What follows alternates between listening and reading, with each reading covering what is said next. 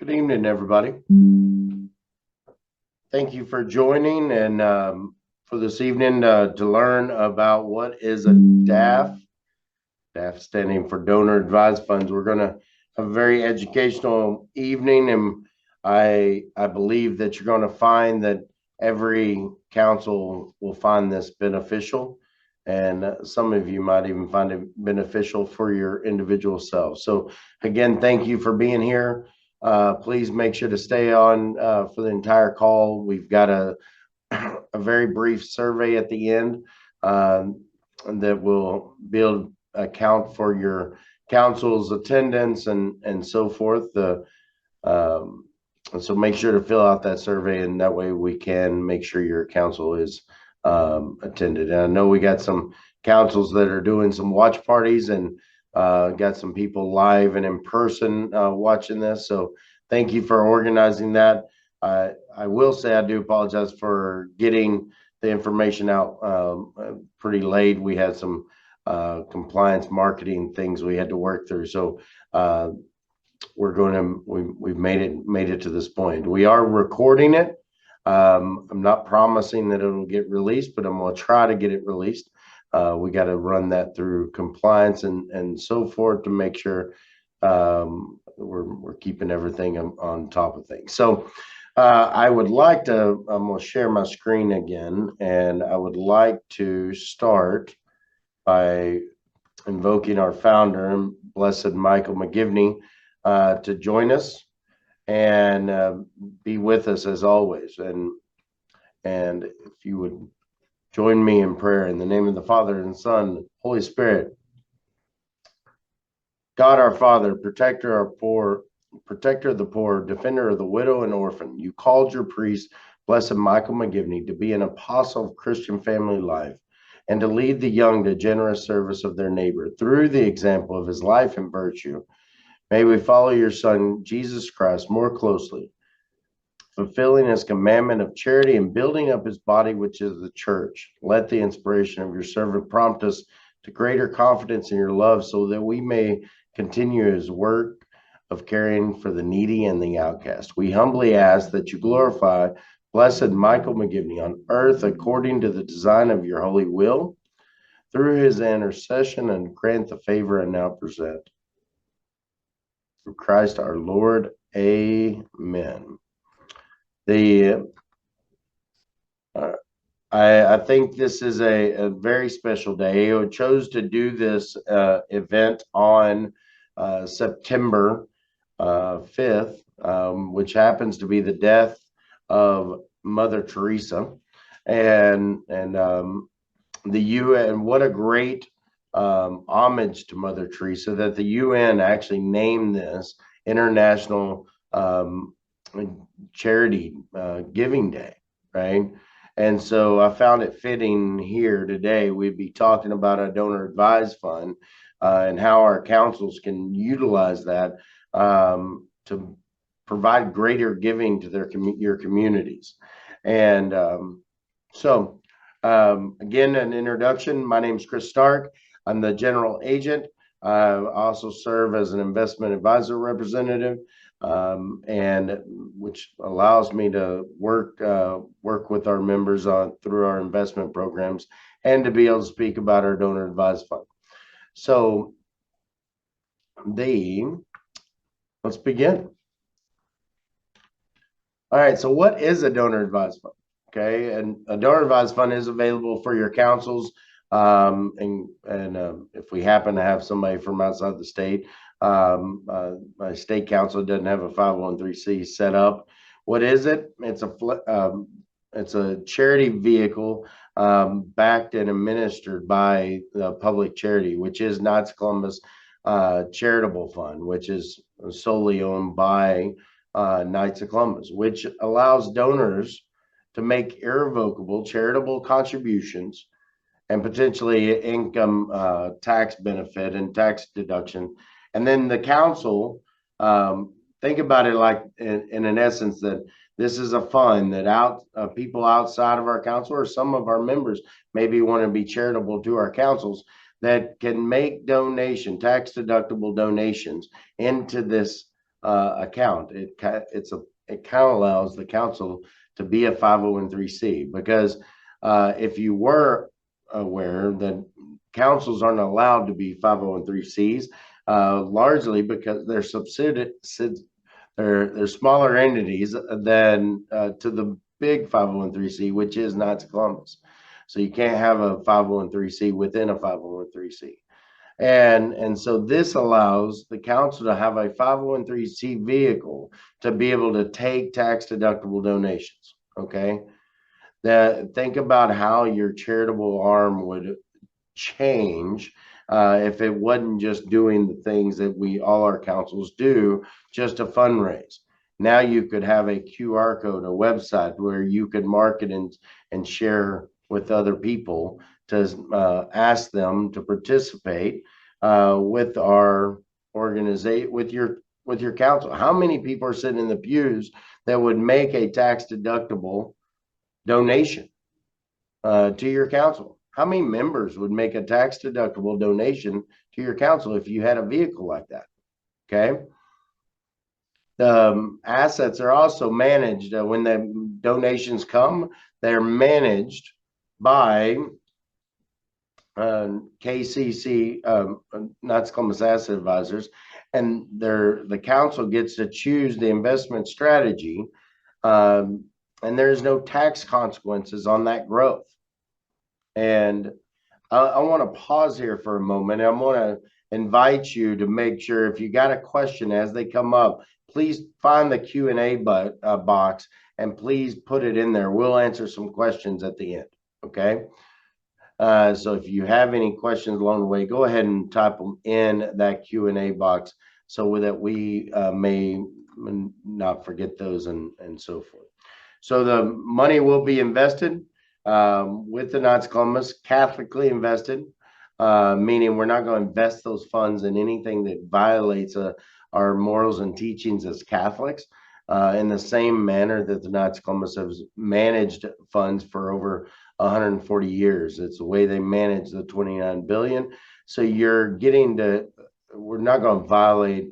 People are going to give us money. When Catholics are going to give us money, we're going to invest that in the right way, and to never invest in something that would violate our morals as Catholics. So what are some of the benefits? I already mentioned it. It gives you, makes you collect charitable assets, much like a 501(c), without having the added administrations. Some of y'all have been on and served on boards or worked with a private charity itself. And there's a lot of administration a 501(c) has to do with the IRS and the accounting and so forth. The KCCF will take that all that burden on for the council. So it's separate. It separates the charitable assets from the assets of the council. It also, I would also add on there that if you think about it, this extra account that people are going to fund from outside, that they're going to allow donations to come into the council, it's going to take the strain off the council's general account. Okay. Any grants that are made to 501(c) charities from the council currently, these are things that ideally will come out of your donor advised fund in the future as you build it up. Think about the councils that are doing their state charities, right? And they're funding that out of the operating account. You could make those donations, or we call them grants here, to the state council out of your council donor advised fund. Imagine if the fundraising you did allowed for you not to have to stress about writing that check out of the general account. What your council will be giving is a giving link, which allows for you to market and to be able to collect donations. So your council will have a specific website that you will share. Maybe you make a QR code about it.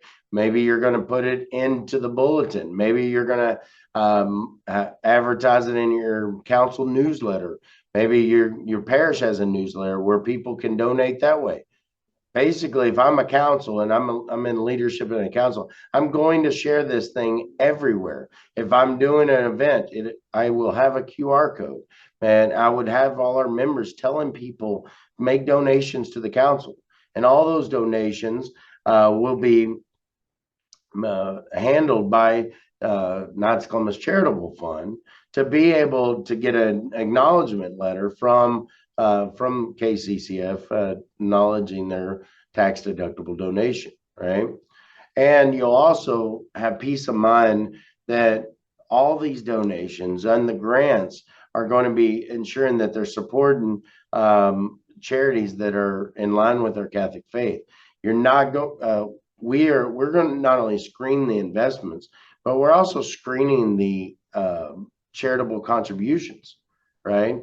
So imagine a world where we make a donation to an organization that unknowingly is doing research on aborted cell tissues, right? We might have a great intentions of donating to this organization, but we might have skipped the research or didn't do good enough research, or maybe they buried it, right? And it's hard to find.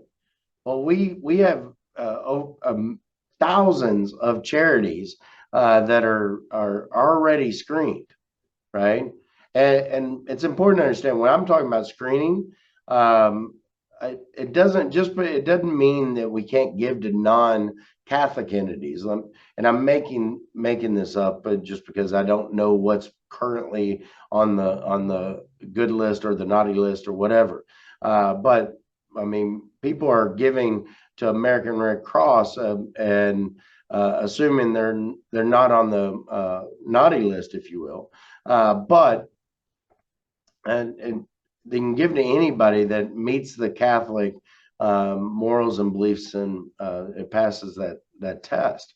The things you can't give out of this that I would see a council concerned about. So it doesn't relieve the full pressure of the general fund. The general fund would then become used to fund events, used to be able to help out. Like I've seen councils help out a brother knight in need or some parishioner in need in their council because they're not a 501c. Those funds can't come out of this donor advised fund. So those would be the things that you would want to take and make it available out of your general fund. But anything that you're going to make a donation to that is a 501c, like most pregnancy centers, like your Catholic church, like your Catholic schools, just to name some, those are automatic, easy processes. So on the fee side, there is a small fee. It's 0.2. Just to put that in perspective, on that side, it is if your council built up $1 million, this would cost a whopping $2,000. Okay, and I would also and put it in perspective. If it was 100,000, it would be 200. If it was 1,000, it'd be $20. Okay, no money, no fees would be extracted until there's funds in the account. And we had a brother not ask, what is the minimum a council needs to set it up? You don't have to have any money.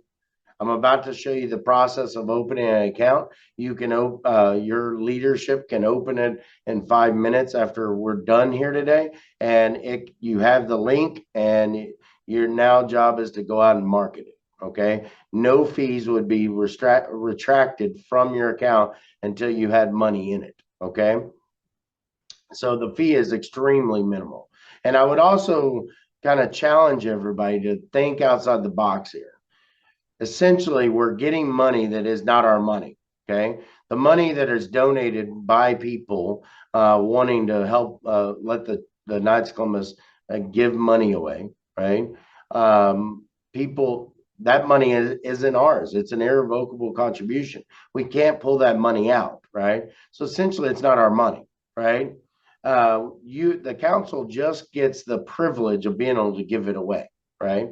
I envision the council's doing such a great job marketing these and encouraging people to make donations that maybe you're a council that has a $10,000 giving budget, but you might have one person in your parish that writes you a check for $10,000 because they need a tax write-off.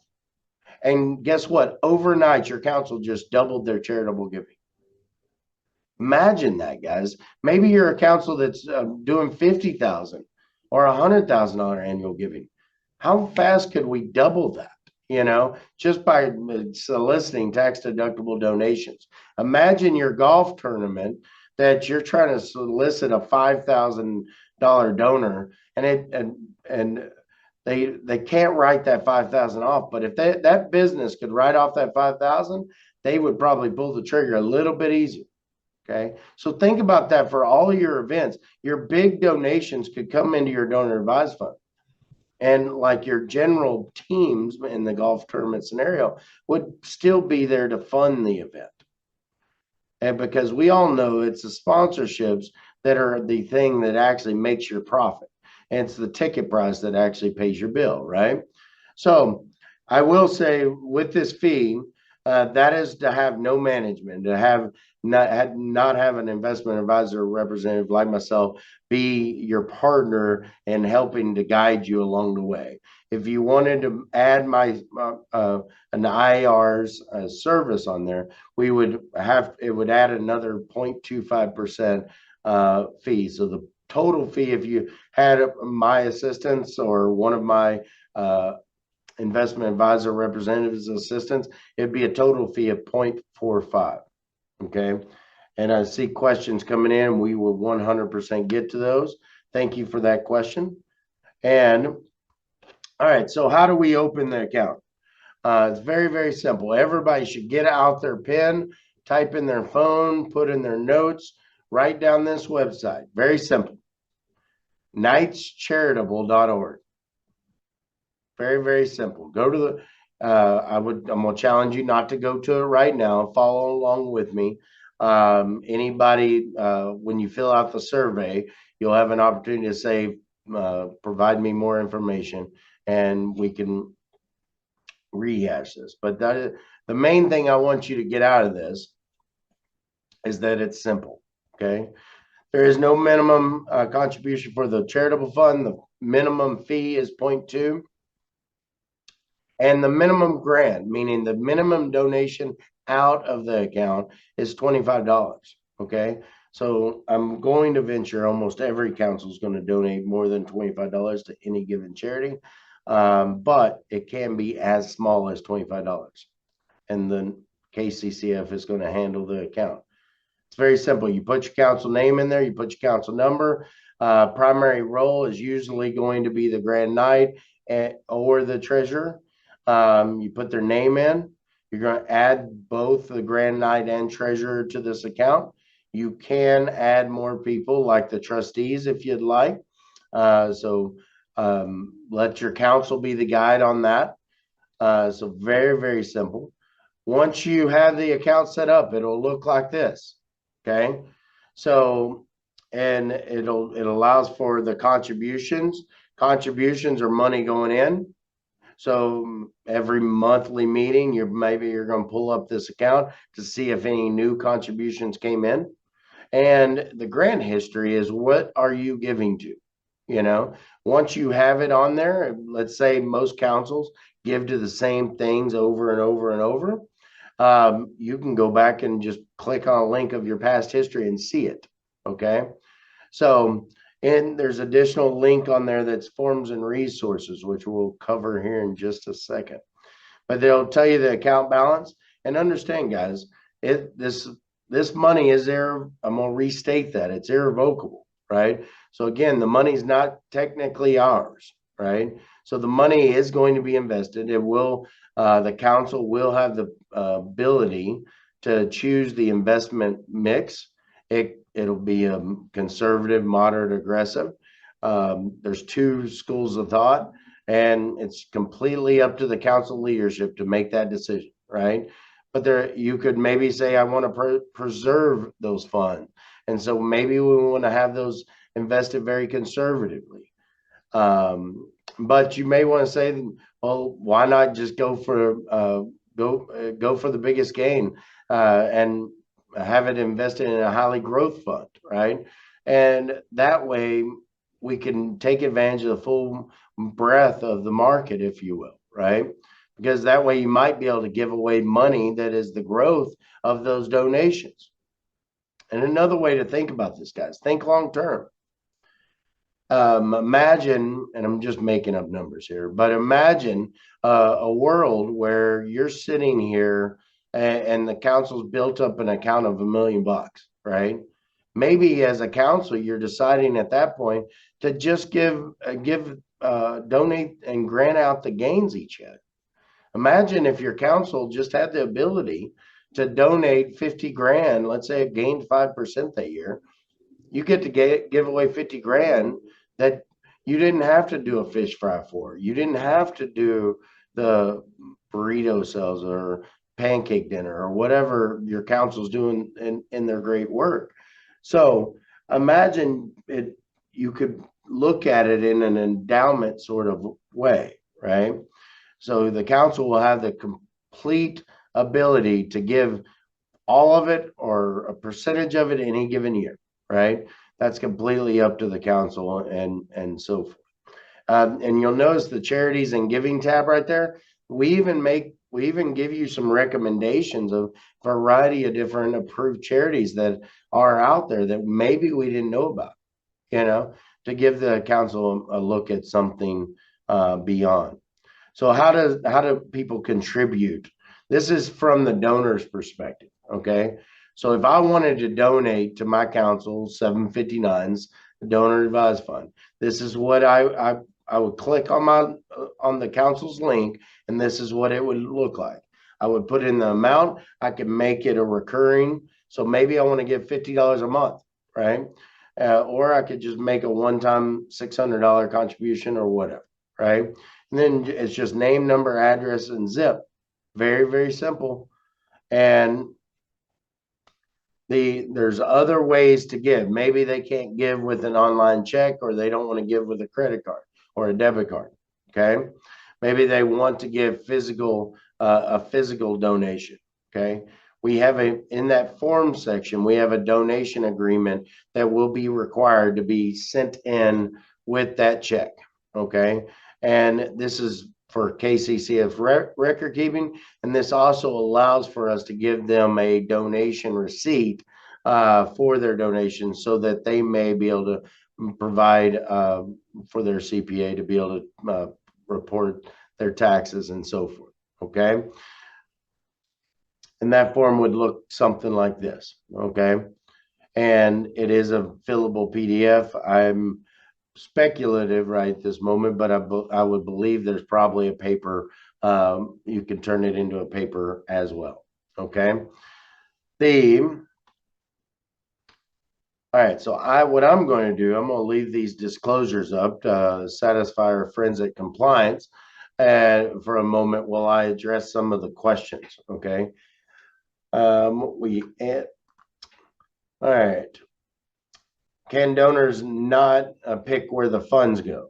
So a donor, I could make there is a block on where you could state if maybe your council does ultrasound initiatives, and you're raising money for that. When they go on and the giving link, they can select or put in the notes of where they would like that to go. Maybe your council's doing a wheelchair drive, and they want those funds to go to the wheelchairs. So that way your council can do their due diligence on the accounting that they raised $3 grand for wheelchairs. So they know they should give a grant to the wheelchair mission of $3,000 or whatever, right? So yes, they can state where they would like those to go. At the end of the day, honestly, the council will have the ability to dictate where they go at the end. But I would believe most of our brother knights on this call and the leaders in our councils will honor any wishes that any donor would make. We had a question: does the council have control of the disbursement? 100% control of the disbursement of the funds, right? So the council's control is how it's invested and where the funds go, right? So the Supreme or KCCF is never going to come in and tell the council they got to give this money to X. It's completely the council's decision to give any money, much less where it goes. All right. And average, we had a question on the rate of return. The truthful, honest answer is that it will be what the market bears. And it's important to understand, even a conservative fund can go down, right? So council's got to have understanding. Again, this is not the council's money. It's not the same as the council raised these funds and we need to hold them in a CD, okay? And because we need to protect them because we can't take a loss, okay? These are funds that we didn't have before.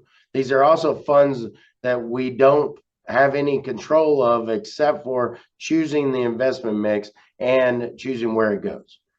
So, like I said, when you bring me on as your investment advisor representative or one of our other investment advisor representatives, and to be a partner in that, that's where we are going to provide value and help in that discussion on what the investment mix is.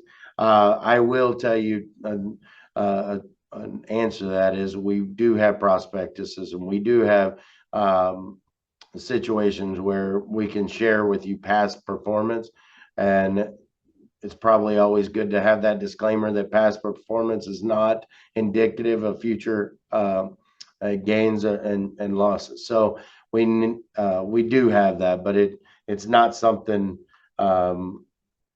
It's something you and your IAR will discuss when opening the account.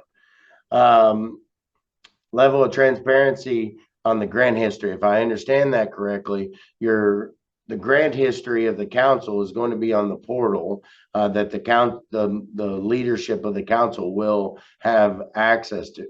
I would say it's probably vitally important, just like you go through your accounts in your council meeting. You would want to probably have a printout of the grant history that the donor advised fund has printed, the balances and everything, just like the treasurer announces on the bank account. So that would be something to level on the council. Is there a list of approved charities? Yes, there is. B, it's public to you under that list of charities, but it's also the proprietary information, because this is the Knights of Columbus Donor Advised Fund is the only Catholic donor advised fund in existence. Some of you on this call might have a donor advised fund. Some of you might have opened one, might currently have one, and you understand what a donor advised fund is. There's no other Catholic donor advised fund in existence, okay? So what that means is when the money goes in, it's Catholic investment. When the money comes out, it's going to meet the Catholic snuff test of the contributions. So and the other thing is, brother that asked that question, it's about 55,000 approved charities. So you would, I think you would have a nap in before you'd finish that list. But yes, it's there, and you get a drop-down menu as far as what's there. And anything that's not on the list, you merely type in what the charity is and then submit the charity. And that's going to push it to go through the screening process. Okay. And you think about that screening process is a protection mechanism for all of our councils, right? Wouldn't it be crazy if we had a council out there that ever donated accidentally to an organization that's doing testing on aborted cell tissue? Nobody would do that knowingly, but unknowingly it could happen, right? And it's just an extra great protection mechanism, not to be able to have protection on that, right? Does the council need to do this in order to get donations? The council has to do this to get tax deductible donations. I'm confident there's been people out there that's donated to the Knights of Columbus Council in some sort of fashion and probably tried to write that off. and maybe or maybe not they got away with it. I don't know. I'm not the IRS and I'm not a CPA, nor am I a tax professional, so I'm not providing any tax advice. But to take and solicit tax deductible donations, this is the only way a council can legitimately do that. Okay, so will there be any restrictions on the councils, on who the councils can distribute to? If there is a restriction, the council should not donate to them, and that's the way. That's it's because if there is a restriction, the one restriction, it has to be a 501(c) charity. The second restriction is it doesn't meet the Catholic snuff test, meaning we're not, it's violating what we believe is Catholic to be morally true, right? And so if it's restricted, the council should not have donated to them. Okay. What happens if the DAF to the DAF if the account's closed and they cease to exist? If that ever happens, the last action, just like you would close your bank account, you would make an action to give all the money away to a variety of charities or to one charity or whatever. But the last action would be just to close out the account, donate all the money. Great question. Thank you for that. For example, the council wants to donate to, I think I answered a question is, for example, donate to a PAC or other organization does not meet Knights of Columbus guidelines. Again, I already addressed and covered with the last thing. Can the council give to individuals like priests or someone in need or is limited in charities? That goes back to the original statement at the start of the presentation. Those kind of things would be still handled by the council's general fund. Okay. Because none of that mentioned is a 501(c), so it can't be donated out of that, right?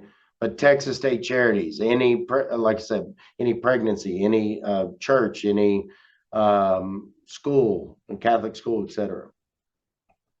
How is the financial secretary involved in the fund? It's the same checks and balances that is in place, right? The treasurer has the account and the financial secretary has the checks, and so the financial secretary, it wouldn't be involved in this. It would be the grand not in the treasurer, and when that changes out, that would switch names. And like I said, you can add in the trustees into the involvement. And again, two schools of thought. Having a lot of people on there is a lot of different people to make a decision, and sometimes decisions don't get made. But having less people on there could have could hamper transparency. So there's a lot of people on this call that are very, very smart and running their councils. That would be a management decision on the councils and how they want to handle it as far as that goes. What other questions might be prompting us today? And any other questions that anybody would like addressed? Happy to answer any additional. While those are still coming in, I'm gonna say one other thing. This donor advised fund is available for individuals. Okay, on an individual level, it's your charity checking account. Okay, and the fees are a little bit more. They gave a great break for the councils, but the fees are only 0.5, and excuse me, the fees are only 0.5, but it's your charity checking account. So pretend you're a person that maybe is given $30,000 a year to your variety of charities. Maybe you're giving $3,000 a year to 10 different charities. You've got to collect 10 different receipts. Okay. Here you can donate your 30 grand and then grant out, and that's your one donation. And now you can grant out to the 10 different charities. And so it helps to clean up your charitable giving. It also allows for you to also have that protection on the charity. It also allows for your heirs, your kids or your grandkids to inherit that pile of money that is meant for charity. And it also allows for those children, when they inherit that pile of money to give, that they can never give your money to anything that violates your Catholic beliefs. Imagine you giving your kids getting an account, and maybe they decided they were a fan of Planned Parenthood. Now they're taking your money and giving it to something you would never believe in, right? So it is a protection mechanism. It's a simplifier for your charitable giving. It also allows for you don't have to give it all away. Maybe you're a person that needs a big tax write-off, right? Maybe you just sold a business, or maybe you just um, sold something, and you've got a big tax hit this year. And this is maybe your accountant says you need to donate 100 grand, but you don't want to give 100 grand to a specific charity, right?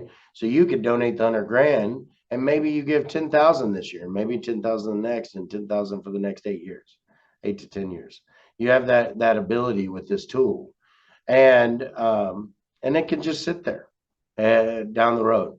Another fun fact: you as a council, this having this mechanism, you as a council will have the ability to take real items through that special donation form. Like maybe somebody, a brother knight died, and they want to give, he wanted to leave his gold bullions to us. Maybe he wanted to leave his favorite car. Maybe somebody left land or wanted to donate land or a building because again, they needed to be a tax write-off.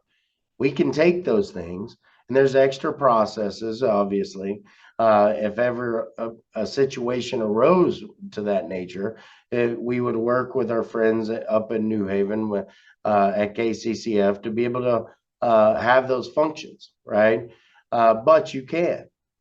We never could do that before, right? So again, there's people out there that will donate. There's people sitting in our pews right now that would donate to the council, and if they knew they could get a write-off. There's there's people that are dropping 50s and hundreds in that collection plate when you're doing a wheelchair that would donate thousands if they had a way to make it tax deductible. Okay. Can we see the list of the charities organization now? Again, the answer is no, because it's the proprietary information of KCCF, and it's not to be withholding. It's it's the secret sauce that makes us Catholic and makes us different from every other donor advised fund that's in existence. Uh, but again, set up the account. It's free. You'll have the whole list available at your fingertips at that point. Okay. Remember, it's knightscharitable.org. Are there any gains on the Are the gains on the investment taxable? No, because the account is a charitable fund, and the account is sitting in an irrevocable charitable fund. It is there are no taxable gains. So if the account goes from 100,000 to 150, you got $100,000 of donations, and it grew to 150,000. The council now gets to give away 150,000. Okay.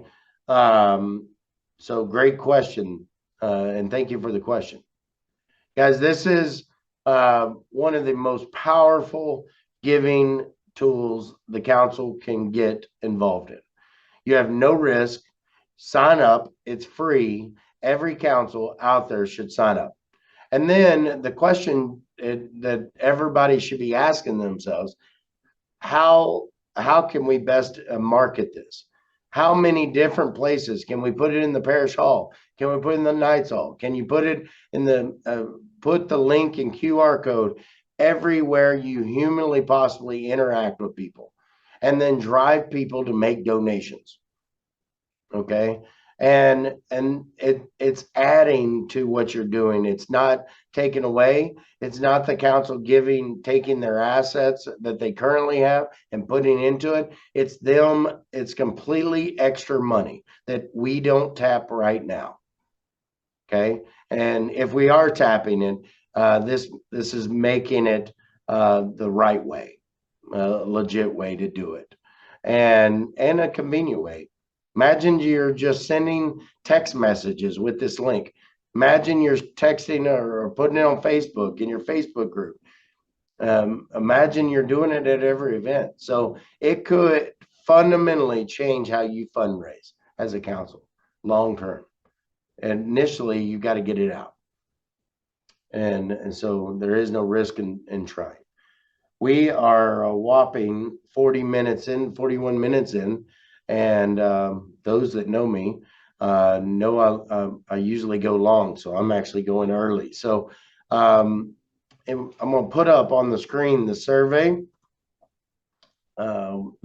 link. And so that everybody can go to the survey and go to the survey now. If you're just listening or don't have a means to see the slide that's up on the screen, it's very easy.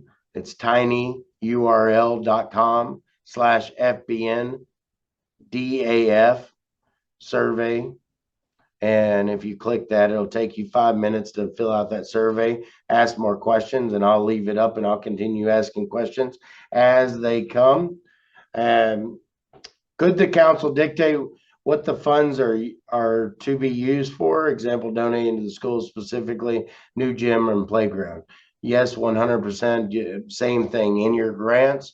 You will there'll be a notes page where you can say this is for the purpose of the building fund or the gym or the playground or whatever project they got going on. So great question. If somebody donates directly to KCCF, how does the local council get credit? No, I don't know that credit is the correct term, but if I donate to Council 759's donor advised fund, it's going into that account.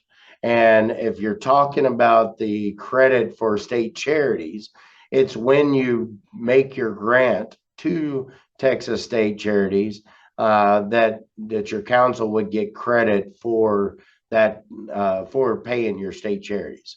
So let me retie a bow on that.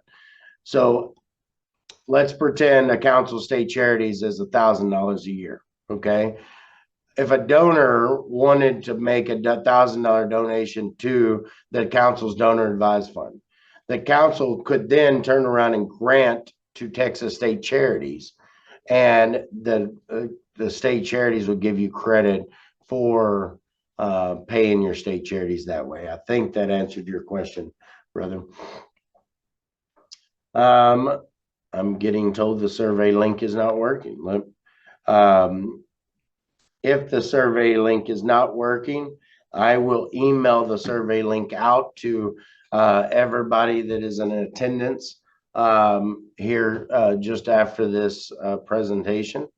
And but you may have to try to work on Google or try a different browser, but it should be working.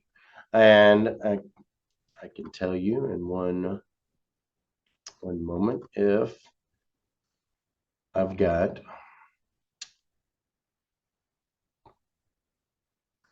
we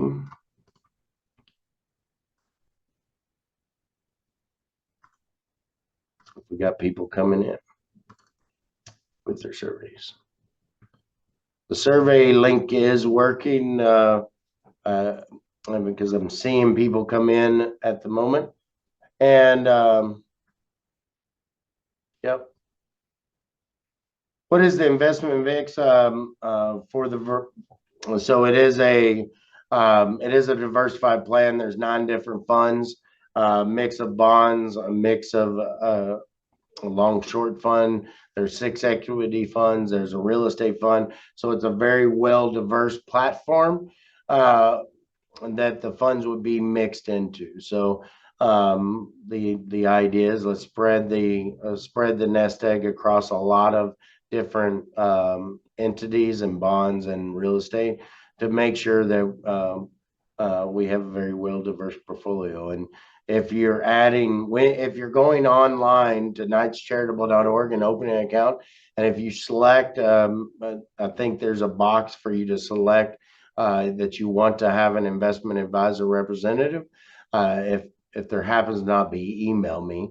But if you want advice on the investment mix and how to do what to do, just to have an extra third party to bounce that off of, that's where your investment advisor representative is going to be invaluable.